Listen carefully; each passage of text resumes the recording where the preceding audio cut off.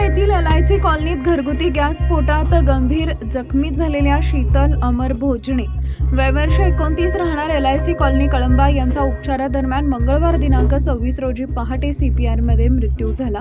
त्यांचे सासरे अनंत भोजने वर्ष 60 यांची प्रकृती गंभीर असून मुलगा प्रज्वल वर्ष 5.5 आणि मुलगी इशिका वर्ष 3 यांची प्रकृती स्थिर आहे।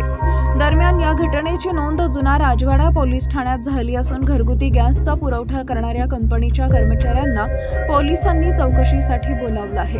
पाईपलाईनद्वारे घरगुती गॅसचा पुरवठा करणाऱ्या कंपनीच्या कर्मचाऱ्यांनी कनेक्शन दिल्यानंतर काही तासातच कळंबा येथील अमर भोजने यांच्या घरात गॅस गळती होऊन भीषण स्फोट झाला। सोमवार दिनांक 25 रोजी रात्री 11:15च्या सुमारास झालेल्या दुर्घटनेत अमर भोजने यांच्या पत्नी शीतल, वडील अनंत, मुलगा प्रज्वल आणि मुलगी इशिका गंभीर जखमी झाले होते। उपचारादरम्यान मंगळवारी पहाटे शीतल यांचा मृत्यू झाला। स्फोट झाला त्यावेळी स्वयंपाक घरातच असल्याने त्या 100% भाजून गंभीर जखमी झाल्या होत्या।